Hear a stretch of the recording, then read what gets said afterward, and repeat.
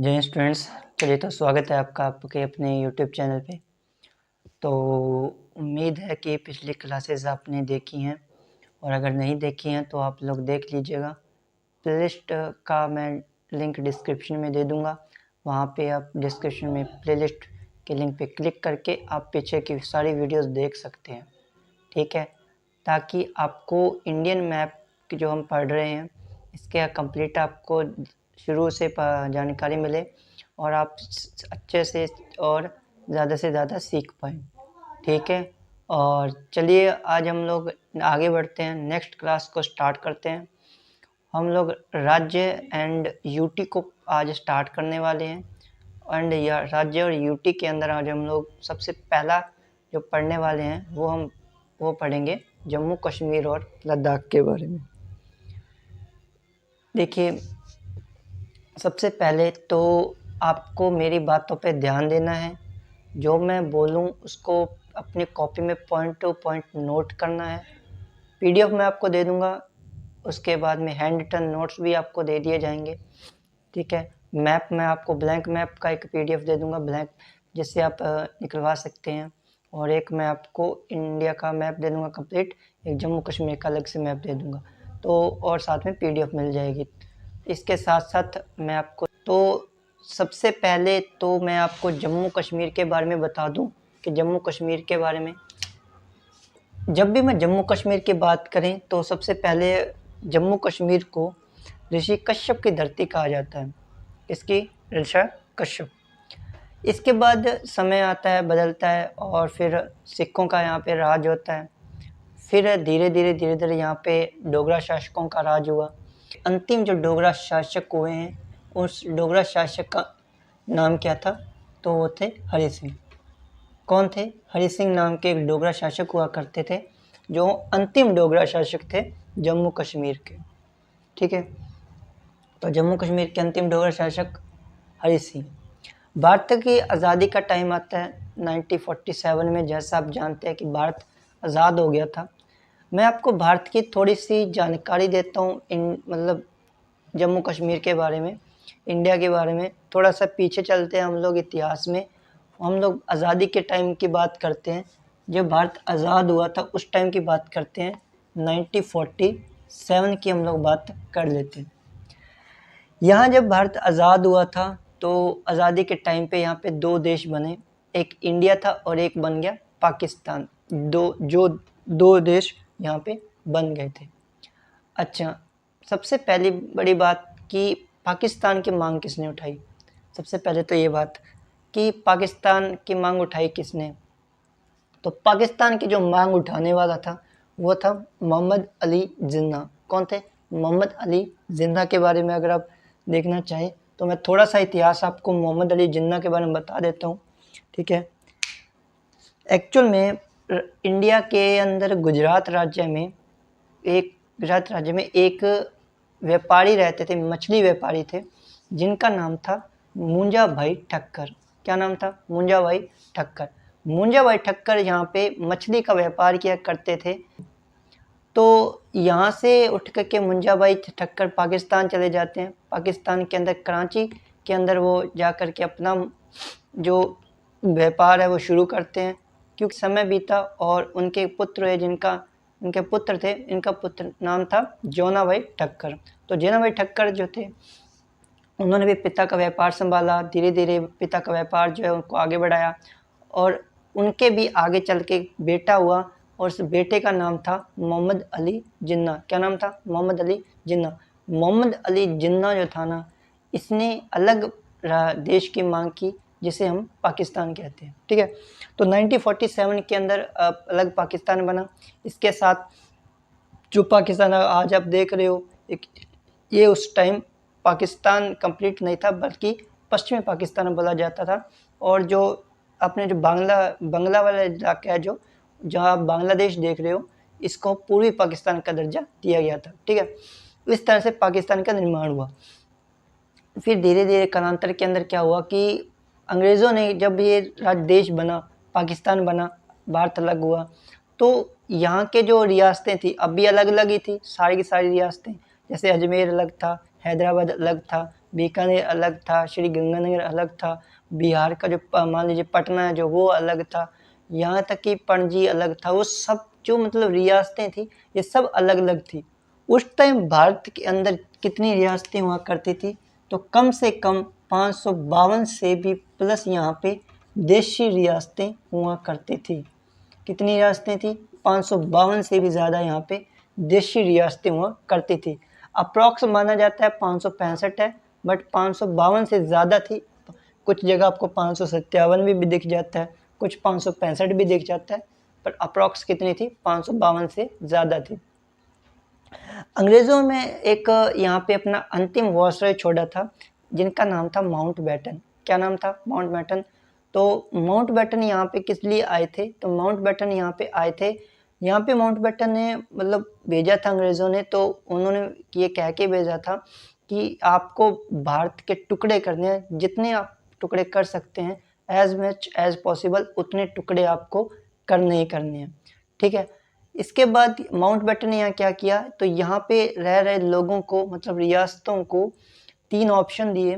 3 option क्या क्या थे? ऑप्शन ये थे कि एक तो आप भारत में मिलना चाहते हैं तो भारत में आ जाइए, अगर आप पाकिस्तान में जाना चाहते हैं तो पाकिस्तान चले जाइए, अलग देश बनाना है तो आप अलग देश भी बना सकते हैं। तो क्या क्या था? भारत में आ जाओ या पाकिस्तान में, ठीक है, और या अपना जो अलग देश अगर बनाना चाहता है कोई तो अलग देश बना सकते हो। कोई भी यहाँ पे देश है जैसे भारत और पाकिस्तान है, ये यहाँ पे इंटरफेयर नहीं कर सकता। आपकी स्वतंत्र हो आप इस बात से लेकर के कि अगर आपको अच्छा लगता है, अगर आप को ये लगता है कि हाँ भारत ही अच्छा है तो आप यहाँ रह जाइए। अगर आपको ये लगता है कि नहीं हम भारत छोड़ के दूसरे देश में जाना चाहते हैं लाइक पाकिस्तान में, तो आप वहाँ चले जाइए। या आपको लगता है कि नहीं हमें तो ये दोनों ही पसंद नहीं है तो हमें तो अलग देश बनाना है, तो आप अलग देश भी बना सकते हैं। ये वाले ऑप्शन उनको दे दिए थे।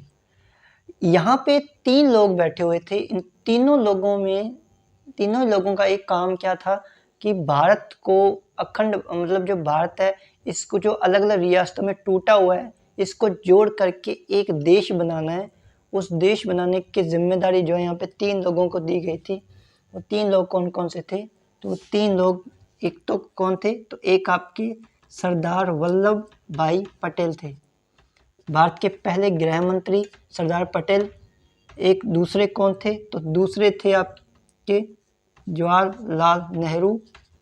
और तीसरे कौन थे? तीसरे थे माउंटबेटन। ठीक है, ये माउंटबेटन है ना, ये भारत को मतलब भारत का काफ़ी अच्छा रिस्पेक्ट करता था। ये वैसे जिन्ना को अच्छा मानता नहीं था, जिन्ना से ये काफ़ी उखड़ा हुआ रहता था, तो वो भारत को ज़्यादा अच्छा पसंद करता था।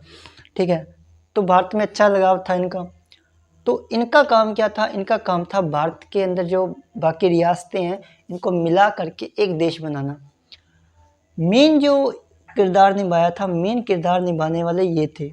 ये कौन है? ये है सरदार पटेल, भारत के पहले होम मिनिस्टर, गृह मंत्री। ठीक है, इन्होंने क्या बनाया? इन्होंने 552 रियासतों को एक रेडियो के माध्यम से कह दीजिए या भाषण के माध्यम से कह दीजिए, इन्होंने ऑप्शन दिया था कि आपको भारत में आ जाइए, आप विलय पत्र है हमारे पास में, ये जो विलय पत्र है आप इस पे सिग्नेचर कीजिए, भारत में आइए, आपको भारत में पूरी इज्जत दी जाएगी, आपको पूरी स्वतंत्रता है भारत में रहने की, जैसे आप रह चाहते हैं वैसा रह सकते हैं। ऐसे ही सरदार पटेल ने अपने भाषण के माध्यम स्पीच के माध्यम से जो है सारे देशवासियों को, पूरे जो रियासतें हैं सबको संबोधित किया था, सबको एक ऑप्शन ये दे दिया था। तो ज़्यादातर रियासतें जो थी वो यहाँ आ गई। यहाँ पे कुछ जैसे राजस्थान के राजा हैं तो उन्होंने भी बोला कि हमें तो हमारा अलग महल चाहिए, हमें इस तो भारत में हम शामिल हो जाएंगे लेकिन हमें महल देना पड़ेगा, हम महल में रहेंगे, हमें से ये तो नहीं छीना जाए। तो इनको महल वापस दे दिया गया कि आप यहाँ रह सकते हैं, कोई डाउट नहीं है, हमें कोई प्रॉब्लम नहीं है। इसके बाद में क्या होता है? इसके बाद में कम्प्लीटली देश जब रियासतें मिल रही थी तो इसमें लगभग रियासतें भारत में आ चुकी थी। कुछ रियासतें ऐसी भी थी जो भारत में शामिल नहीं होना चाहती थी। ठीक है, अब ऐसा क्यों? मतलब क्या भारत में नहीं शामिल होना चाहती तो क्या पाकिस्तान में जाना चाहती थी। तो 2 रियासतें ऐसी थी जो पाकिस्तान में जाना चाहती थी, लेकिन तीसरी रियासत ऐसी थी जिसे ये लगता था कि ना मुझे भारत में जाना चाहिए ना पाकिस्तान में जाना चाहिए, हमें तो एक अलग देश बनाना चाहिए। तो हम जिस की बात करते हैं तो हम लोग तो 3 रियासतें कौन कौन सी थी। पहली जो रियासत आती है वो कौन सी है, एक तो है हैदराबाद। क्या है, हैदराबाद। हैदराबाद के अंदर क्या किया सरदार पटेल, हैदराबाद के अंदर निजाम का शासन था, निजाम हुआ करता था यहाँ पे। तो हैदराबाद के निजाम ने बोला कि हमें पाकिस्तान शामिल होना है, भारत में शामिल नहीं होना। सरदार पटेल ने समझाया तो निजाम ने क्या किया, यूएनओ के अंदर जा करके ये शिकायत कर दी कि भारत हमें धमका रहा है, जबकि हमें अंग्रेज़ों ने ये छूट दी हुई है कि हम किसी भी तरह का दबाव हम पे नहीं डाला जाएगा, हम अपने स्वतंत्र हैं अपना अलग देश बनाने में या किसी और देश में शामिल होने में। तो अब हम पाकिस्तान में जाना चाहते हैं, लेकिन सरदार पटेल हम पे दबाव बना रहे हैं, तो इसलिए अंग्रेज़ों ने सरदार पटेल को बोला कि आप ऐसा नहीं कर सकते, ठीक है। यूएनओ ने बोला कि अगर ऐसा है, स्वतंत्रता दी है अगर तो आप उसमें हस्तक्षेप नहीं कर सकते। सरदार पटेल यहाँ से तब तो चले गए और टाइम तो कुछ ही नहीं बोले, उठकर चल दिए। इन्होंने क्या किया, सरदार पटेल हैदराबाद में कार्रवाई करवाई गई, ठीक है, और इस ऑपरेशन को नाम दिया गया ऑपरेशन पोलो। तो पुलिस की वर्दी पहनाकर सेना को घुसा दिया हैदराबाद में और हैदराबाद को भारत में मिला दिया ऑपरेशन पोलो के तहत। जूनागढ़ के अंदर जो जनता थी वो हिंदू थी, लेकिन जो शासक था वो मुस्लिम था, वो पाकिस्तान में शामिल होना चाहता था। तो उसने बोला कि हमें तो पाकिस्तान में जाना है। सरदार पटेल ने समझाया तो नहीं माना।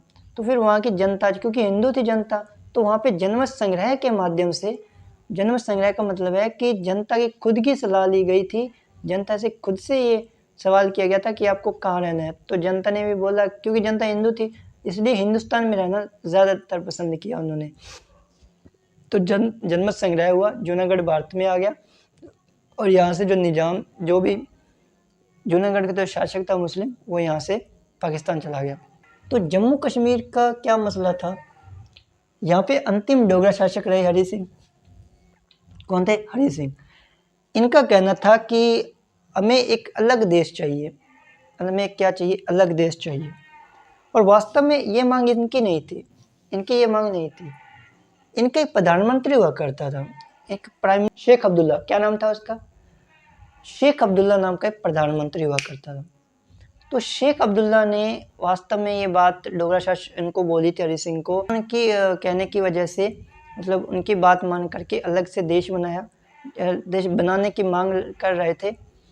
देखो, जब जम्मू कश्मीर अलग देश बनने की मांग कर रहा था ना, तभी क्या किया था, तभी पाकिस्तान वालों ने, मतलब पाकिस्तान की तरफ से मोहम्मद अली जिन्ना ने, कि सेना नहीं जा सकती, कोई बात नहीं, मोहम्मद अली जिन्ना ने वहाँ पे आतंकवादी घुसाए, ठीक है। अब यहाँ पे क्या घुसा दिए, आतंकवादी। तो घुसा दिए आतंकवादी, यहाँ से कौन घुसा दिए, ये आतंकवादी घुसा दिए पाकिस्तान ने भारत के अंदर, जम्मू कश्मीर में। जम्मू कश्मीर को क्या किया जाए, तो हरि सिंह ने भारत को यहाँ पे भेजा, संदेश भेजा कि महाराज हेल्प कीजिए, हमारी सहायता कीजिए, आतंकवादी आ रहे हैं हमारे यहाँ पे, ठीक है, काफ़ी तोड़फोड़ मचा रहे हैं, कुछ कीजिए। लेकिन ये भूल गया कि यहाँ पे, तो इसने क्या किया, विलय पत्र पर सिग्नेचर करी हरि सिंह ने। जब विलय पत्र पर सिग्नेचर किए तो इस महाराज सरदार पटेल ने विलय पत्र जा कर के बूचर को दिखाया, जनरल बूचर को, और बोला कि हमें सेना चाहिए, हमारे देश के अंदर घुसती जा रही है, आतंकवादी घुसते जा रहे हैं, हम इन्हें रोकना है, ठीक है। तो जनरल बूचर ने बोला कि साहब ले जाओ, ठीक है, क्योंकि सहमति है, जम्मू कश्मीर भारत में आ गया, सहमति है, तो आप ले जाइए सेना। तो सेना भेज दी यहाँ पे, और सेना का जो कमांडर बना के भेजे थे वो थे ब्रिगेडियर उस्मानी, ठीक है, ब्रिगेडियर उस्मानी भेजे। तो सेना गई, क्या है यहाँ, नौशेरा। ये जो आतंकवादी है ना, ये नौशेरा तक आ गए थे, ठीक है, कहाँ तक आ गए थे, नौशेरा तक पहुँच गए। अब ठीक है, नौशेरा तक तो आ गए थे, तो नौशेरा में ये जाके रोका था ब्रिगेडियर उस्मानी ने, हमारी भारतीय सेना ने तो रोका था। युद्ध चला कई दिन हो गए चलते को। सरदार पटेल, ये जो जवाहरलाल नेहरू थे, ये मामला लेगा यूएनओ में, ठीक है, मामला यूएनओ में ले गए। यूएनओ भी नया नया बना ही था, 1945 के अंदर यूएनओ का गठन हुआ था, स्थापना हुई थी 1945 में। तो यूएनओ में मामला ले गए। तो जब यूएनओ मामला लेकर गए ना, तो यूएनओ ने यहाँ पे सीज फायर करवा दिया कि जो देश जहाँ पर है वहीं रुक जाए, ठीक है, यहाँ पे रुकवा दिया। और सेना क्योंकि यहाँ पर थी, नौशेरा के आस पास में थी, नौशेरा बाउंड्री पर, तो यहीं पर सीज फायर हो गया। बना POK, क्या नाम बना? POK, पाक ऑक्युपाइड कश्मीर, मतलब पाकिस्तान की तरफ का कश्मीर वाला भाग, ठीक है। और तब की यहाँ पे विवादित भाग बन चुका है, ठीक है। आपने देखा होगा कि जब यहाँ पे CPC सड़क निकली जा रही थी ना, तो यहाँ पे काफ़ी विद्रोह किया था भारतीयों ने कि ये विवादित इलाके में आप ऐसे सड़क नहीं ले जा सकते, ठीक है। तो यहाँ पे जैसे ही POK बना, POK के अंदर ये वाला भाग चला गया। पाकिस्तान कहता है कि ये भाग हमारा है, POK कहता है, पाकिस्तान कहता है कि POK हमारा है। वास्तविकता ये है कि POK एक विवादित भाग है। क्या है? विवादित भाग। तो बताइए ये वाला भाग क्या बन गया? ये वाला बन गया POK। अब जब ये POK बन गया तो ये इंडिया का पता कितना हिस्सा था? ये टोटल जम्मू कश्मीर का 30% भाग था। ये कितना भाग था? 30% भाग ये अकेला था। 30% भाग कब बना? 1947-48 में भारत पाकिस्तान का पहला युद्ध ये वाला था, 47-48 का, ठीक है। इसके बाद में क्या हुआ? इसके बाद में 1962 के अंदर चाइना की तरफ से एक हमला होता है, जो कि यहाँ से लद्दाख की तरफ से यहाँ से किया गया था। ये चाइना की तरफ से किया गया था। और चाइना ने उस युद्ध में 1952-62 के उस युद्ध में इतना जो भाग है ना, ये वाला जो भाग है, ये वाला कब्जा कर लिया था। ये वाला भाग क्या कर लिया? कब्जा कर लिया। और इस भाग को बोला जाता है अक्साई चीन। क्या बोला जाता है? अक्साई चीन। ये कंप्लीट जो हमारे पास बचा हुआ था उसका ये 10% था। कितना था? 10% ये भाग बचा हुआ था, ठीक है। तो 47 के अंदर POK 30% बना, POK बना, और 10% यहाँ पे 1962 के अंदर अक्साई चीन में चला गया। टोटल 30 यानी कि 40। अपने पास कितना भाग बचा है? अपने पास 60% भाग है जम्मू कश्मीर का। अब यहाँ अगर आप एशिया का नक्शा खोल के देखोगे ना, अगर आप बोलोगे एशिया का मैप, तो एशिया के मैप में ये वाला जो भाग है और ये वाला जो भाग है ये इंडिया में नहीं दिखाएगा। ये वाला भाग पाकिस्तान में दिखाता है, ये वाला भाग चीन में दिखाता है, और अपने पास ये वाला जो भाग है ये भारत में दिखाता है, 60% वाला। तो ये बात समझ आ गई आपको? ठीक है, इतनी बात समझ आ गई। चलिए, तो समझ आ गया POK कैसे बना, ठीक है। भारत का POK वाला भाग कैसे बना, और अक्साई चीन 62 का युद्ध पढ़ाऊंगा ना, तो वहाँ पे आसानी से पता चल जाएगा आपको, ठीक है। तब तक आप यहाँ देखो। तो जम्मू कश्मीर में POK कैसे बना, ये कहानी आपको समझ आ गई या नहीं आई, ये बताओ। आ गई? अब हम आगे बढ़ते हैं। ये वाला जो भाग आपने देखा है ना, ये वाला जो भाग है, ये वाला जो भाग यहाँ पे आप देख रहे हैं, ये है POK। क्या बना था ये POK था, पाक ऑक्युपाइड कश्मीर। कंप्लीट जम्मू कश्मीर का कितना है ये? तो ये 30% भाग है। कब बना? मतलब POK में 3 भाग हैं, 3 पार्ट है, 3 राज्य आप कह सकते हो, 3 जिले, ये 3 जिले आप कह सकते हो। कौन कौन से? तो ये जो जिला है इसको कहते हैं गिलगिट। क्या कहते हैं? गिलगिट। ये वाला है बाल्टिस्तान। बाल्टिस्तान है, बाल्टिस्तान। ये है आज़ाद कश्मीर। पाकिस्तान इनको, यहाँ पे अगर आप देखोगे तो यहाँ पे मैं थोड़ा सा मैं मिटा देता हूँ इसको। ये क्या है? तो ये है बाल्टिस्तान। बाल्टिस्तान यहाँ पे ना POK को इस भाग में, यहाँ पे अगर आप देखोगे तो इसे कहते हैं सस्क्राम घाटी। क्या कहते हैं, सस्क्राम घाटी। ये एक छोटी वैली है, छोटी सी पहाड़ी है, सस्क्राम पहाड़ी है, सस्क्राम घाटी है। अच्छा, पाकिस्तान ने क्या कर रखा है कि ये जो घाटी है ना, ये घाटी चीन को दे रखी है। किसके कब्जे में है ये? तो ये चीन को दे रखी है। चीन, यहाँ पर चीन की सेना रहती है। मैं ये कहूँ, चीन की सेना रहती है यहाँ पे। अच्छा, और चीन की सेना यहाँ पे रहती है, तो ये भारत पे नज़र रखने के लिए, किस पे? भारत पे नज़र रखने के लिए चीनी सेना यहाँ पे सस्क्राम घाटी पे रहती है। पाकिस्तान ने यहाँ पे दे दिया है सस्क्राम घाटी को। ठीक है, आप अगर यहाँ देखोगे ना, ये जो जैसे आप देखते हो, जैसे ये वाला जो भाग है, यहाँ पे यहाँ पे अगर देखोगे तो यहाँ पे एक ग्लेशियर दिखेगा आपको।